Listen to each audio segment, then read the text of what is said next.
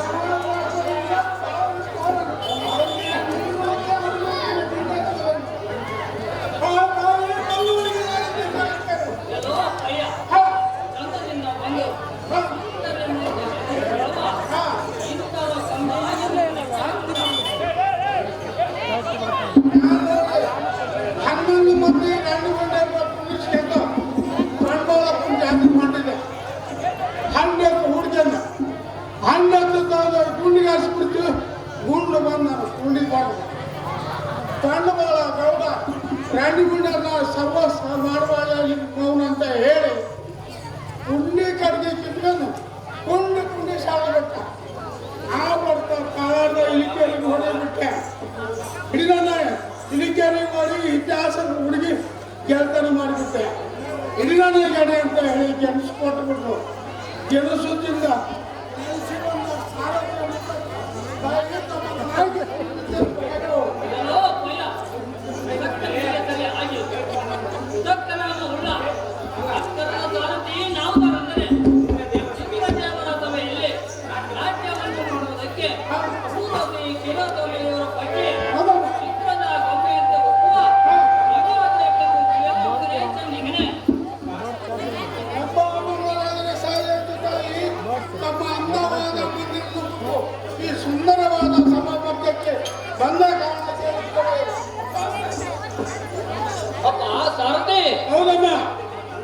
ಈ ಸಭಾಮಧ್ಯಕ್ಕೆ ಬಂದ ಕಾರಣವೇನೆಂದರೆ ಇಂದ್ರದೇವರ ಆಜ್ಞೆಯಿಂದ ಸುಂದರ ಪಾರ್ಥನಿಗೆ ದಾರಿತಿಯನ್ನು ಎತ್ತಿ ನಾಟ್ಯವನ್ನು ಮಾಡಿ ಅವರ ಮನಸ್ಸನ್ನು ಸಂತೋಷ ಪಡಿಸುವುದಕ್ಕೆ ಇಲ್ಲಿಗೆ ಬರಣವಾಯ್ತು ಕಂದ ಎನ್ನ ಮನಕ್ಕೆ ಆನಂದ.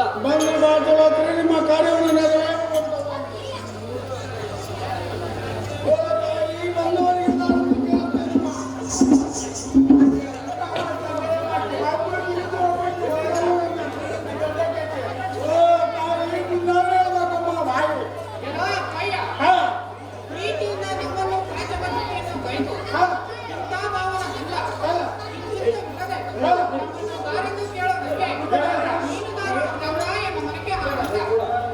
ಏನು ಅರ್ಥ ಹೊಡೆದವ ಹುಡುಗಿ ನಟೆ ತಿಪ್ಪಲಾಗ ಗೊಳಗೊಳಗಿ ಮುಳ್ಳಾಗ ಹಬ್ಬಾಗ ನಮ್ಗೆ ಸಾರಿತಿ ಅಂತಾರ ತಾಯಿ ತಮ್ಮ ನಮ್ಮ ಹಾಕಿದ್ದು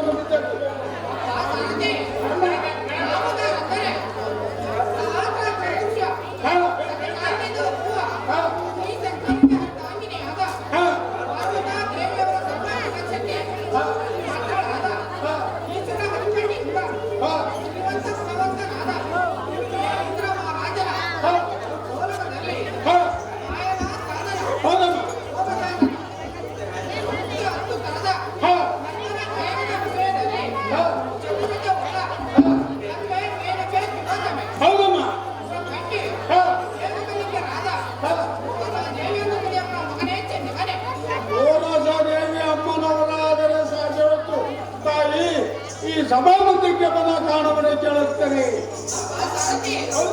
ಈ ಸಭಾಮಂದಿರಕ್ಕೆ ಬಂದ ಕಾರಣವೇನೆಂದರೆ ಇಂದ್ರದೇವರು ಇರುವ ಸಭಾಸ್ಥಾನಕ್ಕೆ ಹೋಗಿ ನೃತ್ಯ ಗಾಯನ ಇತ್ಯಾದಿಯನ್ನು ಮಾಡಿ ಮೊದಲಾದ 10 ತರದ ನರ್ತನಗಳನ್ನು ಮಾಡಿ ಜಯಭಾರತಿಯನ್ನು ಎತ್ತಿ ಇಂದ್ರನ ಕರುಣ ಕಟಾಕ್ಷಕ್ಕೆ ಆನಂದವನ್ನು ಉಂಟು ಮಾಡೋದಕ್ಕೆ ಬಂದರಪ್ಪ ಚಲನೆ ಮರಣೆ.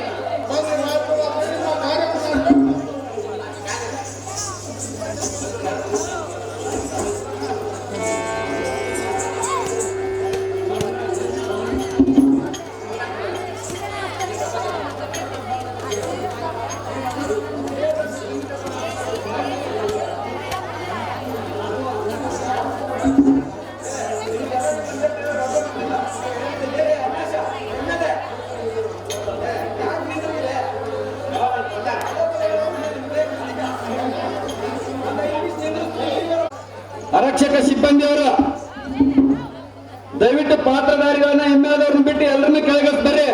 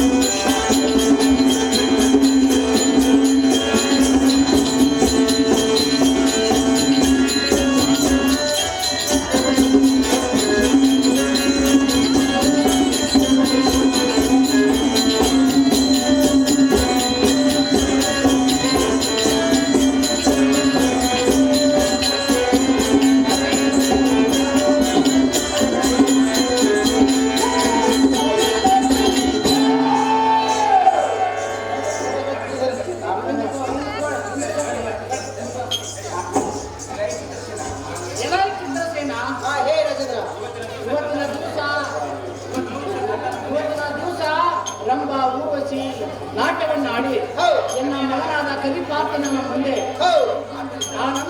ಆನಂದಗೊಳಿಸಿದರು.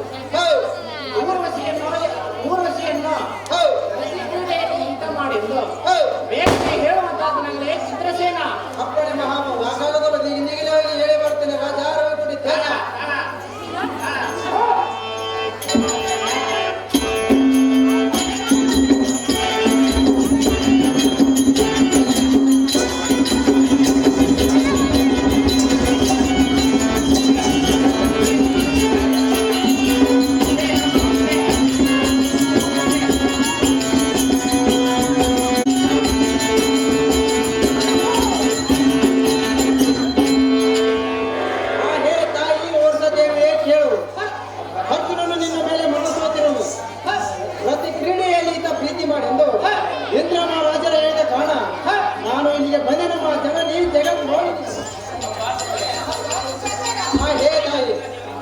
ನಮ್ಮ ಒಡೆಯನಾದ ಇಂದ್ರದೇವರ ಕೊಡಗಲಿ ಆದ ಅರ್ಜುನನ ಸಂಗಡ ಹೋಗಿ ಬರುವುದಕ್ಕೆ ವಿಪ್ರಭಾವನದಿಂದ ಅಪ್ಪಣೆಯಾದ ಬಳಿಕ ನಾನೀಗ ಅರ್ಜುನನಲ್ಲಿಗೆ ಹೋಗಿ ಶೃಂಗಾರವನ್ನು ತೋರಿ ಕಡಿಮೆ ಮಾಡುತ್ತೇನೆ. ಇಂದ್ರದೇವರ ಬರಲಿಗೆ ಕರೆಯುವಂತಹ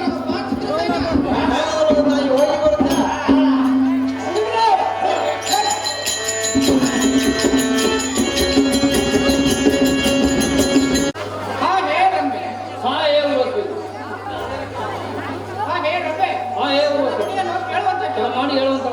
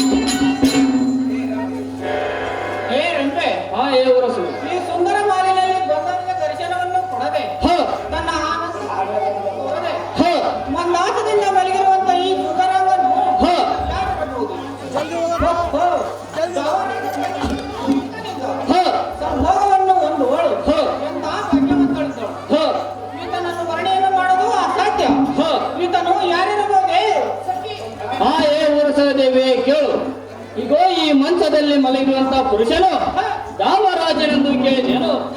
ಈತನು ಇಂದ್ರದೇವರ ವಂಶದಲ್ಲಿ ಜನಿಸಿ ಯಮನಾನಂದನ ಅನುಜ ಅಂದರೆ ಈತನು ಇಂದ್ರದೇವರ ಕಂದನಾದ ಕಲಿಪಾರ್ಥನೆಂಬ ಒಪ್ಪುವ ಮಹಾಸೂರಜ್ಜನನ್ನ ನೋಡುವ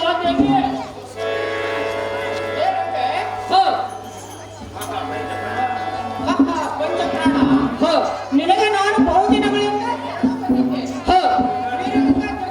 ನನ್ನನ್ನು ನಿನ್ನ ತೀಕ್ಷ್ಣ ಬಾಣಗಳಿಂದ ಒಡೆಯಬೇಡ. ದಯಮಾಡು ಕಂಡೆಯ ವಲ್ಲಭ ನಿನಗೆ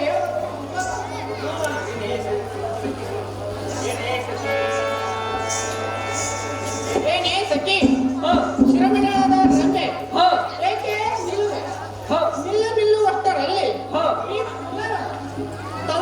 ಮಾಡಿ ನನ್ನ ದೇಹವನ್ನು ತಲ್ಲನ್ಸುವಂತೆ ಮಾಡಿದನಲ್ಲ, ಅಪ್ಪ, ಇದಕ್ಕೇನು ಮಾಡೋದು? ಈ ಪುಗಳನ್ನು ಮಲ್ಲತನದಿಂದ ಮೆಲ್ಲ ಮೆಲ್ಲನೆ ಮಾತನಾಡುವುದು. ಇದರಿಂದ ಬೇಗ ಬೇಗನೆ ತೆರಳು. ಅಪ್ಪ ಸಾರಥಿ, ಸುಂದರ ಮನಸ್ಸನ್ನು ನೋಡಿದೆಯಾ? ಯಾರೇ ಆಗಿರಲಿ ಸುಂದರ ಪುರುಷರನ್ನ ಕಂಡರೆ ತೀರಿತು ಎಲ್ಲ ಮೆಲ್ಲದ ಮನಸ್ಸನ್ನು ಸೋಲುತ್ತಾರೆ.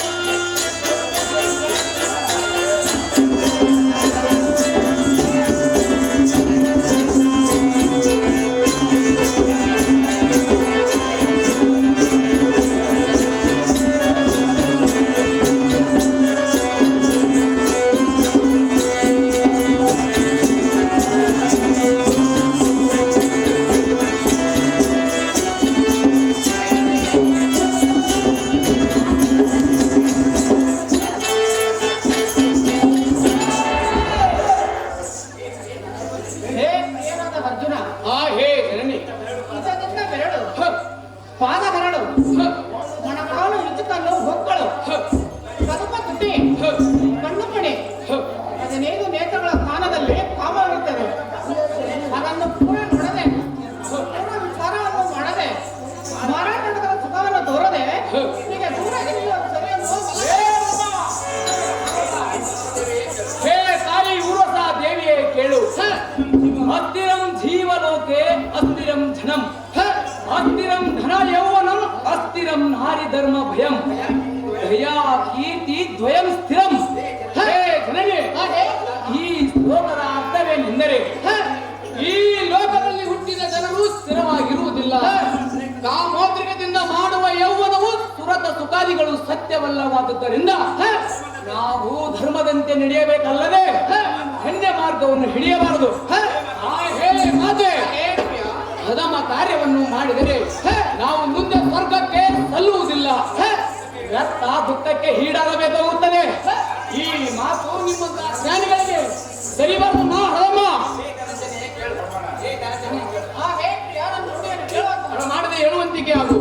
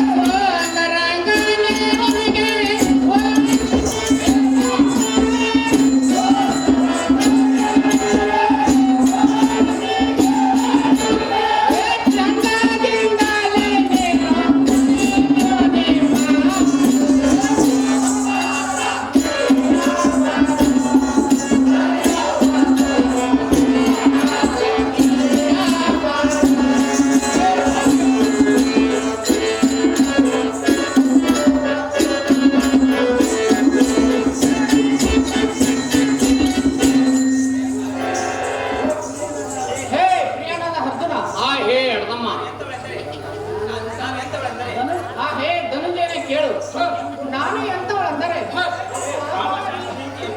ಕಾಮ ನೀತಿ ಶಾಸ್ತ್ರವನ್ನು ಪೂರ ಬಲ್ಲಂತವಳು. ನನ್ನಂತ ಸರಿಯಾದ ರೂಪವತಿಯನ್ನು ನೀನು ಕಂಡಿರುವೇನೋ? ಹೇ ಅರ್ಜುನ, ನಾನಾಗಿ ಬಂದರೆ ನೀನು ಒಳ್ಳೆಯದೇನು? ಹೇ ಚಿತ್ತ ನೋಡು, ಹೇ ಪ್ರಿಯ ಚಿತ್ತ ನೋಡು. ಮಧುರವಾದ ಮಾವಿನ ಹಣ್ಣು ಒದಗಿ ಕೈ ಕೂಡಿರುವುದು, ಅದನ್ನು ಸವಿಯಲು ಬಿಡುವನೇನು? ಹೇ ಪಾರ್ಥ, ಹೇ ಹಣಮ್ಮ, ನನ್ನನ್ನು ಭೋಗಪಡಿಸಬೇಕೆಂದು ಬಹಳ ಮಂದಿ ಪ್ರಯತ್ನ ಮಾಡಿದರು. ನಾನು ಅವರಿಗೆ ಸಾಧ್ಯವಾದೇನೇನು? ಮತ್ತು ನಿನ್ನ ಕಾಮವು ಎಲ್ಲಿರುವುದು? ಇದು ಅಲ್ಲದೆ ಶ್ಲೋಕವನ್ನು ಹೇಳುತ್ತೇನೆ ಕೇಳು. ಏನು ತಡ ಮಾಡಿ ಹೇಳುವಂತಿಕೆ ಆಗೋ ಜನನಿ. ಸುಂದರಂ ಪುರುಷಂ ಜಾತೋ ಪಿತರಂ ಸುತರಂ ಹೇ ನಿಗ್ರಹದಿ ತಜ್ಞೆ ಭೂತಂಗಂ. ಹೇ ಪ್ರಿಯ, ಹೇ ಹಣಮ್ಮ, ಈ ಶ್ಲೋಕದ ಅರ್ಥವೇನೆಂದರೆ ಸುಂದರವಾದ ಪುರುಷರು ಅಣ್ಣನಾದರೇನು, ತಮ್ಮನಾದರೇನು, ತಂದೆಯಾದರೇನು, ಇಲ್ಲಿ ಕುಳಿತಂತ ಮಂದಿಯಾದರೇನು, ಶತ್ರುಳರಾದ್ರೆ ತೀರಿತು ಅವರ ಕುಂದು ಕೊರತೆಯನ್ನು ಕೇಳದೆ ಗಂಧರ್ಗಳ ಕಲೆಯಕ್ಕೆ ಮುಂದರ್ದು ಬರುವುದೇ ಸ್ತ್ರೀಯರ ಧರ್ಮವು. ಹೀಗಿದ್ದು ನನ್ನ ಮಾತನ್ನು ಅಲ್ಲದೆ ಜನನಿಯೇ ಕೇಳು. ನೀನು ಆತುರದಿಂದ ಕಾಮಾತುರ ಹೆಚ್ಚಾಗಿ ಕರೆದರೆ ನಾನು ಸರ್ವತಾ ಬರುವುದಿಲ್ಲ. ಯಾಕೆಂದರೆ ಚಂದ್ರನು ಯೋಚಿಸದೆ ಕಾಮಾತುರದಿಂದ ಗುರು ಸತಿಯನ್ನು ಕೂಡಿ ಶಾಪವನ್ನು ತೆಗೆದುಕೊಳ್ಳಲಿಲ್ಲವೇ? ಇದನ್ನು ಕೇಳಿಯೂ ನೀನು ಆಡತಕ್ಕ ಮಾತಿಗೆ ನಾನು ಸರ್ವತಾ ಒಳಗಾಗುವುದಿಲ್ಲ. ಯಾಕೆಂದರೆ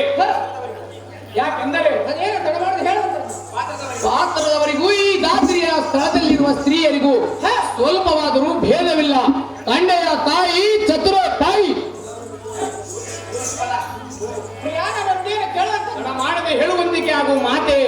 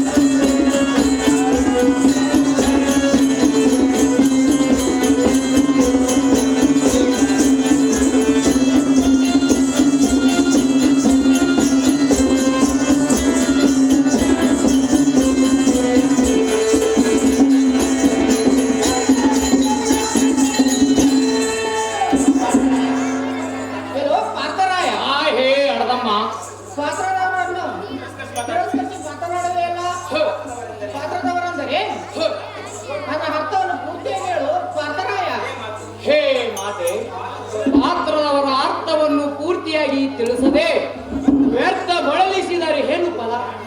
ಪುರುಷಾರ್ಥವನ್ನು ಹೇಳಬೇಕಲ್ಲವೇ ನಮ್ಮ ಜನನಿ? ಆ ಹೇ ಮಾತೆ ಇರೋ ಪಾತ್ರ ಆ ಹೇ ಮಾತೆ, ಪಾತ್ರದವರ ಅರ್ಥವನ್ನು ಪೂರ್ತಿಯಾಗಿ ತಿಳಿಯದೆ ವ್ಯಕ್ತವಾಗಿ ಬಳಲಿಸಿದ್ರೆ ಏನು ಫಲ? ಪಾತ್ರದವರೆಂದರೆ ಏನು? ಪವಿತ್ರ ಸ್ವರೂಪದಾದಂತವರು. ಅದು ಹೇಗೆಂದರೆ ಪಾತ್ರದವರಲ್ಲಿ ನೀನು ಮನಸ್ಸು ಕಟ್ಟಿ ಹಿಡಿದು ಕಾಮಗಳಿಗೆ ಪ್ರಯತ್ನ ಮಾಡಿದರೆ ನೀನು ಪವಿತ್ರನಾಗೋಯ್ಯೋ? ಹೇ ತಾಯಿ, ಮೋಹದ ಜ್ವಾಲೆಯಮ್ಮ ಮಾಯದ ಬಲೆಯಲ್ಲಿ ಸಿಕ್ಕು ಕಾಮೋಪೇಕ್ಷವಾದವರಿಗೆ ಮೃಗ ಸಂಕಲ್ಪವಿದ್ದು ಈ ಸಂಸಾರ ಸಮುದ್ರದೋಳು ಪುಟ್ಟಿ ಸಂಕ್ಲೇಶ ಪಟ್ಟ ಬಳಿಕ ಮನುಷ್ಯನ ಜನ್ಮಕ್ಕೆ ಬರುವುದು ದುರ್ಲಭವು. ಹೇ ತಾಯಿ, ಹೇ ಪ್ರಿಯ, ಈ ದುರ್ಲಭವು ಮನುಷ್ಯನ ದೇಹಕ್ಕೆ ಬಂದು ವಾರಂಗಣಿಯರ ವಿರಿಯಕ್ಕೆ ಅನುಸರಿಸಬಾರದೆಂಬ ನೀತಿ ಉಂಟು. ಅದೇನೆಂದರೆ ವೇಷಮಾನತೆ ದಾಸ್ಯತೆ, ಕುಲಕ್ಷಿಯ ಧ್ರುವಾಸ್ಯತೆ, ಸರ್ವಂತೆ ಪರಾಂಗಣ. ಹೇ ತಾಯಿ, ಈ ಶ್ಲೋಕದ ಅರ್ಥವೇನೆಂದರೆ ದಾಸಿಯು ಪುರುಷನ ಮಾನವನ್ನು ಕೆಡಿಸುವಳು, ಮುಂಡೆಯು ಆವಿಷ್ಯವನ್ನು ಅಪಹರಿಸುವಳು, ಸೂಳೆಯು ಮನವನ್ನು ಧನವನ್ನು ಸಹ ಕೆಡಿಸುವಳು, ಪರ ಹೆಂಗಸು ಮನೆಯನ್ನು ಹಾಳು ಮಾಡುವಳು. ಆದ್ದರಿಂದ ಈ ವಾರಂಗಣಿಯರ ಸಂಭೋಗವನ್ನು ಮಾಡಿದರೆ ಈ ಸಂಸಾರ ಸಮುದ್ರದೋಳು ಪುಟ್ಟಿ ಸಂಕೇಶ ಪಟ್ಟ ಬಳಿಕ ಮನುಷ್ಯನ ಜನ್ಮಕ್ಕೆ ಬರುವುದು ದುರ್ಲಭಮ್ಮ ತಾಯಿ ಚತುರೋಪಾಯಿ.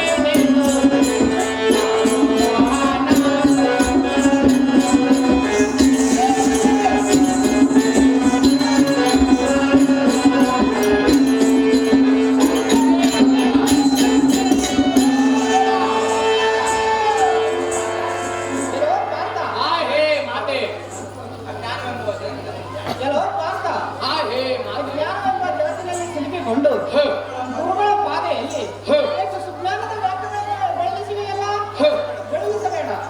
ಇದು ಸರಿಯಲ್ಲ.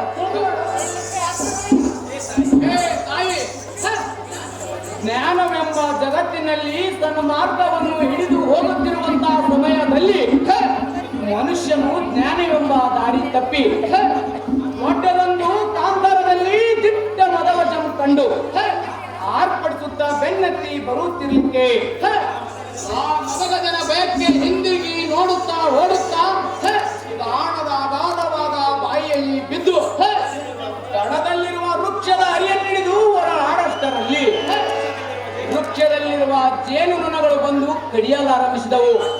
ಆ ಹೇ ಮಾತೆ, ಆ ಉಪದ್ರವನ್ನು ತಾಳಲಾರದೆ ಹಾಯ್ ಎಂದು ಬಾಯಿ ಬಿಡುವಷ್ಟರಲ್ಲಿ ಒಂದು ಹನಿ ಜೇನುತುಪ್ಪವು ಬಾಯಿ ಒಳಗೆ ಬಿದ್ದ ಕ್ಷಣವೇ ಅದನ್ನು ಸ್ವೀಕಾರ ಮಾಡಿದಂತೆ ಈ ಸಂಸಾರದ ಸುಖವು ಇಷ್ಟೇ ಅಲ್ಲವೇನು ಮಾಡದಮ್ಮ ಮಾಡದೆ ಹೇಳುವಂತೆಗೆ ಅದು ಮಹಾ ತಾಯಿ.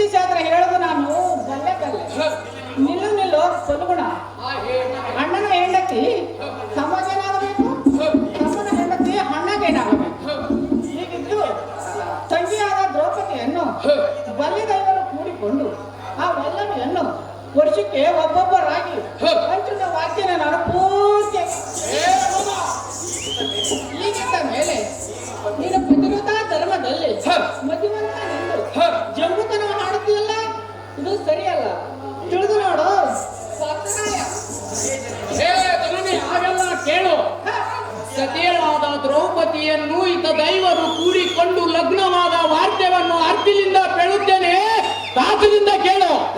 ಅದೇನೆಂದರೆ ಪಾಂಚಲ ದೇಶದ ಅರಸನಾದ ದೃಪದ ರಾಜನು ಧನಸ್ಸನ್ನು ಎತ್ತಿ ತೈಲದಲ್ಲಿ ಛಾಯವನ್ನು ನೋಡಿ ಮತ್ಸದ ಕಣ್ಣಿಗೆ ಗುರಿ ಇಟ್ಟು ಹೊಡೆದವರಿಗೆ ಸುತೇಳಾದ ದ್ರೌಪದಿಯನ್ನು ಕಿಂಚಿತ್ತಾದರೂ ವಂಚನೆ ಇಲ್ಲದೆ ಲಗ್ನ ಮಾಡಿ ಕೊಡುತ್ತೇನೆಂದು ಡಂಗೂರ ಹೊಡಿಸಲಿಕ್ಕೆ ಹಾಗೆ ನಾನು ಮಾಧವನ ಕರುಣಾ ಕಟಾಕ್ಷದಿಂದ ಅಲ್ಲಿಗೆ ಹೋಗಿ ಆ ಧನಸ್ಸನ್ನು ಎತ್ತಿ ತೈಲದಲ್ಲಿ ಛಾಯವನ್ನು ನೋಡಿ ಕ್ಷತ್ರಿಯ ರಾಜರು ಮುಖಭಂಗಿತರಾದರು.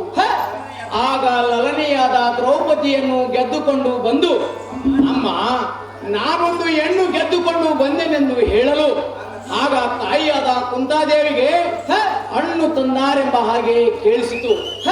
ಆಗ ನಮಗೆ ಹೇಳಿದ್ದೇನೆಂದರೆ, ಮಕ್ಕಳಿಗ ಹಣ್ಣು ತಂದಿದ್ದರೆ ಅಣ್ಣ ತಮ್ಮಂದಿರು 5 ಕೂಡಿಕೊಂಡು ವಂಚನೆ ಇಲ್ಲದೆ ಹಂಚಿಕೊಂಡು ಸುಖವಾಗಿ ಸವಿದು ಉಂಡಿರೆಂದು ಆಜ್ಞೆ ಮಾಡಿದ ಬಳಿಕ ಆಕೆ ವಾಕ್ಯಕ್ಕೆ ವಿಘ್ನವಾರದೆಂದು ತಿಳಿದು 5 ಮಂದಿ ಲಗ್ನವಾದಿವ ಮಾತೆ ಲೋಕ ವಿಖ್ಯಾತಿ ಮಾಡಿದ ಹೇಳುವಂತೆಗೆ ಆಗುವ ಜನಿ.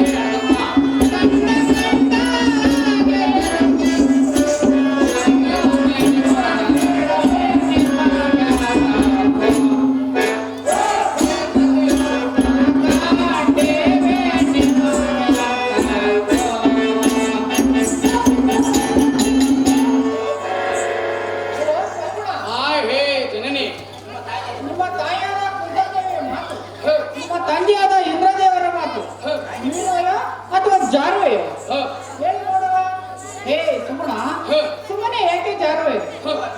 ಅರ್ಜುನ, ನಿಮ್ಮ ತಾಯಿಯಾದ ಕುಂತಾದೆ ಆ ಮಾತಿಗೆ ನನ್ನ ಮಾರೇನಾದರೂ ಹೇಗೆ ತೋರುತ್ತದೆ? ನಿಮ್ಮ ತಂದೆಯಾದ ಇಂದ್ರದೇವರ ಮಾತು ಮೀರುವೆಯ ಅಥವಾ ಜಾರುವೆಯ? ಹೇಳ ನೋಡುವ. ಹೇ ಮಾತೆ, ಇದರ ವಿಷಯದಲ್ಲಿ ಇಂದ್ರನ ದೇವರ ಮಾತನ್ನು ಎಂದಿಗೂ ನಾನು ಕೇಳುವುದಿಲ್ಲ. ಯಾಕೆಂದರೆ ಈ ದುರ್ಮತಿಯುಳ್ಳ ಮರುಳ ಕರಿಮಿಗಳಿಗೆ ಬೋಧಿಸಬೇಕಲ್ಲದೆ ನಮ್ಮಂತ ನಿರ್ಮಲ ಮನಸ್ಸಿನವರಿಗೆ ಅನುಸರಿಸಬಾರದು. ಯಾಕೆಂದರೆ ಈ ವಿಟಗಾರನು ಮಾಡುವ ಮಾರಣ ಬಾಧಿಗೆ ಮನಸ್ಸು ಕೊಟ್ಟರೆ ಏನೂ ಸುಖವಿಲ್ಲ. ಆದ್ದರಿಂದ ಶ್ವಾನವು ಎಲುಬುಗಳನ್ನು ಕಡಿದು ತನ್ನ ಬಾಯಿ ಒಳಗನ್ನ ಜ್ವಲ್ಲನ್ನು ತಾನೇ ನೆಕ್ಕಿ ಎಲುಬಿನೊಳಗೆ ಸ್ವಾದ ಉಂಟೆಂದು ಹೇಗೆ ಕಡಿತಿದೆಯೋ ಅದರಂತೆ ಇಂದ್ರಿಯವು ಜಾರುವುದು. ಆದ್ದರಿಂದ ಈ ಬಾಲಕನ ನುಡಿಗೆ ಒಳಂಬಡು. ಹೇ ಜನನೇ, ಪರ ಸ್ತ್ರೀಯರಿಂದ ಏನೂ ಪ್ರಯೋಜನವಿಲ್ಲ. ನಿಮ್ಮಂತ ಜ್ಞಾನಿಗಳಿಗೆ ಈ ಮಾತು ಸರಿ ಮಾಡಮ್ಮ.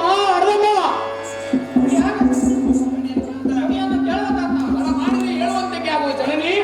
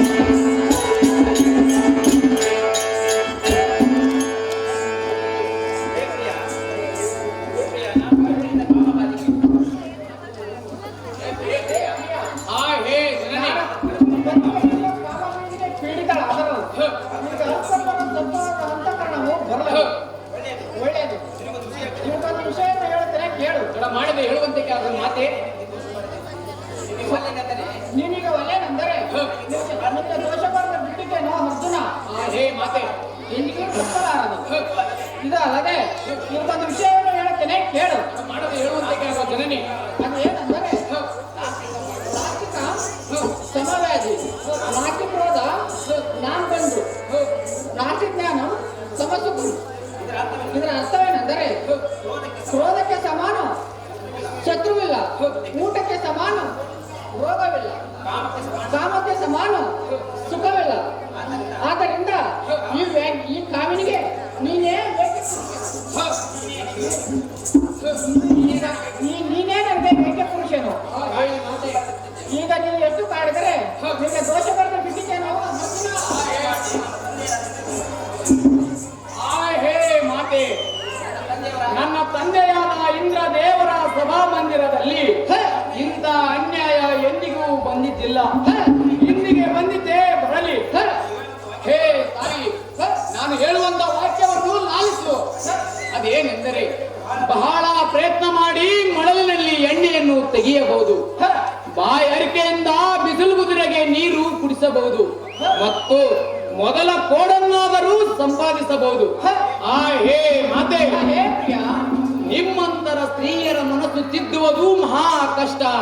ಯಾಕೆಂದರೆ ಈಗ ನೀನು ಎಷ್ಟು ಪ್ರಕಾರ ಬೋಧಿಸಿದರೂ ಈ ಶ್ರೇಷ್ಠ ಪಾರ್ಥನು ನಿನ್ನ ದೃಷ್ಟಾಂತ ರಂಗದಲ್ಲಿ ಸಿಗಲಾರನು. ಈ ಶ್ರವಣವನ್ನು ಇನ್ನೊಂದು ಸಾರಿ ಹೇಳಬೇಡ. ಕಂಡೆಯೋ ಸತ್ಯ ಗುಂಡೆ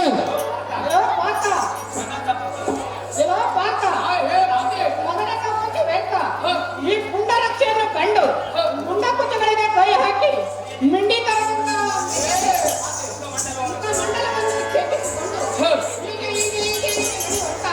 ಹೇಳುವಂತ ಗಂಡ ಹೆಂಡ ಈ ನರವತ್ತಕ್ಕನಿರುವ ತನಕ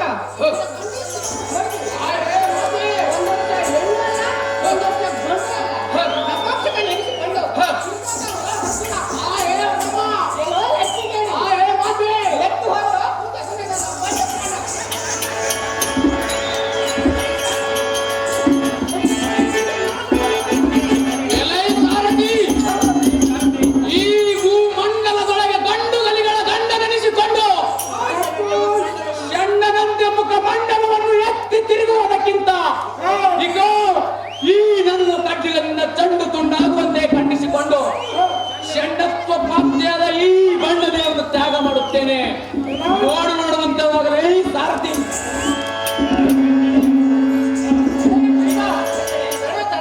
ನಾನೊಂದು ಮಾತು ಹೇಳುತ್ತೇನೆ.